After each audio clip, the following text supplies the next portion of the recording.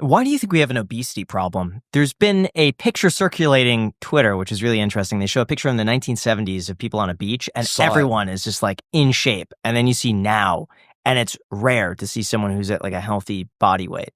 Well, there's a few different reasons. The main ones is because we have the invention of the telephone, which has caused us to be more sedentary. We have computers, TV, and so on. And so we just sit at our phones.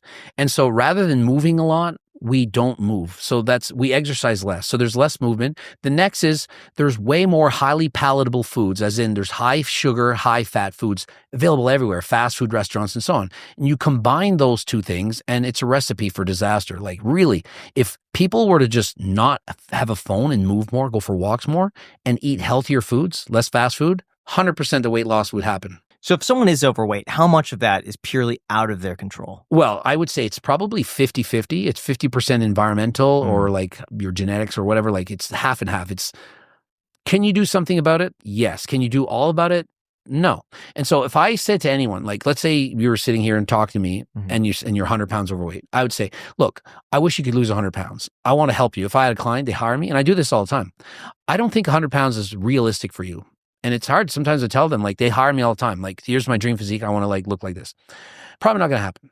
I'm like, can we get halfway there? So let's lose 50 pounds instead of 100. If you're 50 pounds overweight, try to lose 25 and keep it there, because losing all of it, I don't think it's realistic unless you're aided by drugs like a GLP-1, like Ozempic or something prescribed by your doctor. The fight to urge of being hungry, like, I don't think people understand. People are skinny. They don't know what it's like to be obese. I do, even though I've never been obese. And why do I? Because when I do a bodybuilding show, I have absolutely no energy. I feel like shit. I'm miserable. I have barely the energy to get out of the bathtub to use the washroom. I can barely shoulder check. I've been in car accidents because I'm too tired to shoulder check driving, because the diet is so aggressive to get to 4 or 5% body fat.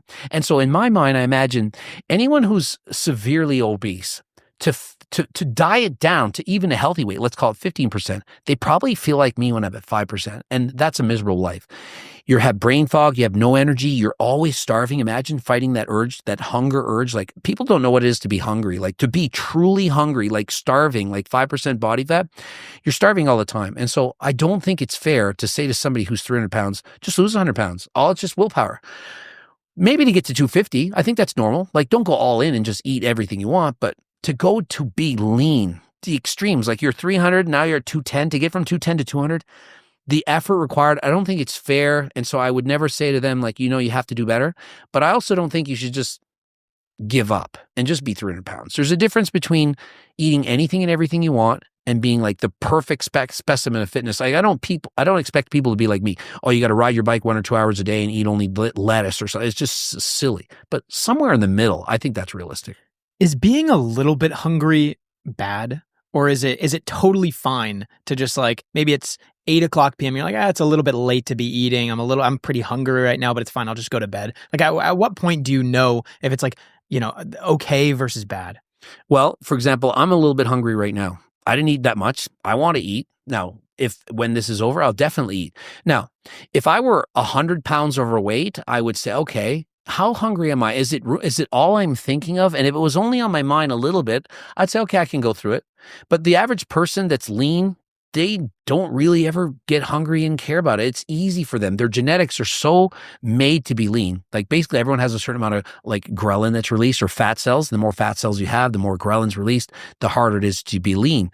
And so I think that there's going to be some normal amount of hunger, but it shouldn't be an ever evasive thought. It shouldn't be an intruding thought all the time. If you're always every hour thinking about eating all the time, it's not healthy. Now, there's things you can do. You can eat a different diet. For example, higher fiber foods, more voluminous like fruits and vegetables, more satiating foods like proteins. It's just people don't know what they eat. Like, I don't really care about if people buy my book, but I do have a Circle Diet book and my cookbook. And it's like, if you haven't tried it, it's a game changer. Like, it's just so much easier to lose weight when the foods have half the calories. I was at the gym this morning doing my cardio, and a guy had an example. He said, I'd hardly eat and I can't lose weight. And it was like 3,000 calories, and it was like very calorie dense foods, like nuts and all that stuff, like very dense. The other person's like eating so much food, it was like double the volume, but had half the calories. And it's like, no wonder you're losing weight. Like, no wonder you can't lose weight. You're eating too many calorie dense foods like French fries, chips and stuff. But if you eat more fruits and vegetables, it really is easy to lose weight to an extent. extent. After a while,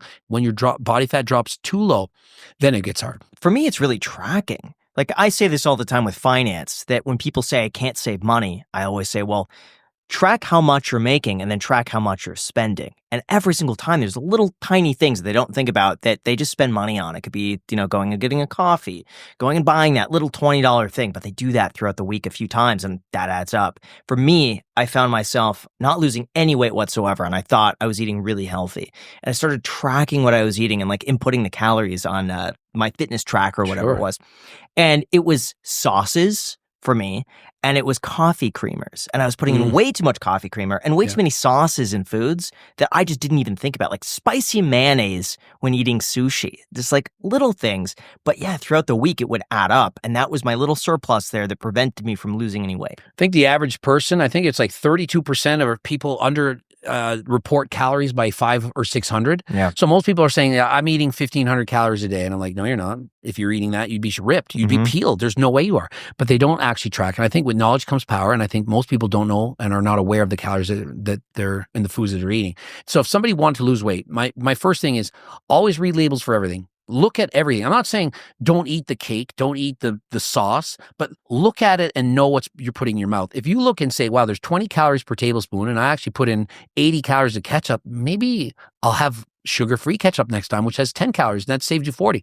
Maybe instead of 300 calories of Caesar dressing, I'll only put half, or maybe I'll buy light Caesar dressing. Instead of that 1,000-calorie cheesecake, I'll eat the 500-calorie other kind of cake. Instead of Haagen-Dazs or Ben & Jerry's, I'll have this fruit. Like, it just is small changes. Like, if you still want to eat it, go ahead. It's no different than like you're saying with finances. Like, am I going to go and buy a dress without looking at the price for my girlfriend or something? I'm like, okay, this dress is $3,000. This one's $1,000. I like them about the same. I'm buying the $1,000 dress. It just makes sense. Same applies to food.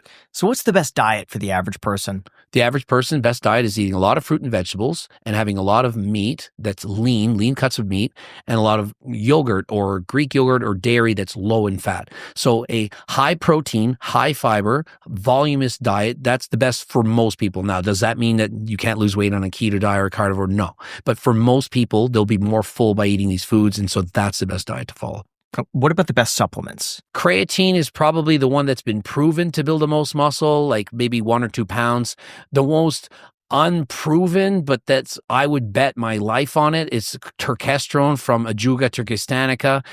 It's the most popular supplement I sell by far, by a long shot. The problem is the research isn't established at this point, and the research that has been done essentially has been done on fake Ajuga turkestanica from a plant from China, a copycat plant. And so it's a plant that doesn't have the same profile as the plant that this Ajuga turkestanica, and this gives you a lot of energy, helps you build muscle. But anyway, aside from Ajuga, for building muscle, I would say something that gives you a pump like nitrates or L-citrulline that you have in a pre-pump product.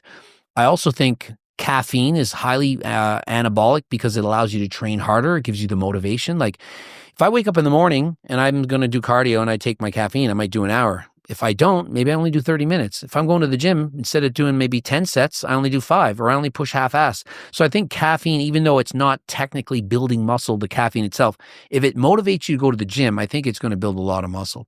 On top of that, I would say beta-alanine is a strong supporter of building muscle for people that train like higher rep sets, like maybe supersets, drop sets, and so on. But unfortunately, there's not a ton of actual supplements that make a huge difference. Like we're talking about, these are things that are going to make 10 to 20% difference from not using them. What are your thoughts on like artificial sweeteners, Diet Coke, things like this? I'm a huge fan of artificial sweeteners, and some people are going to argue and say no. If you drink a diet pop, it's about 150 calories. A regular pop, 150 calories for like a standard size versus 5 calories. And so you're automatically consuming less calories. And now some people say, well, that's going to trigger you to be more hungry. Yeah, but even if you added 150 calories, you're still at break-even point. Studies have also shown that people who consume like non-calorie sweetened beverages or like 0 calorie, like whether it's pop or Kool-Aid or whatever with 0 calories, those people are more satiated, and even after the diet's over, they keep more of the weight off in comparison to people who drink water. So If you were saying, if I took a group of 100 people and said, you 50, you can just drink water. You 50 can drink water and you can drink Diet Pop and Kool-Aid. These people will be more satisfied and lose more weight and keep more of it off. So I'm a fan, a huge fan of it.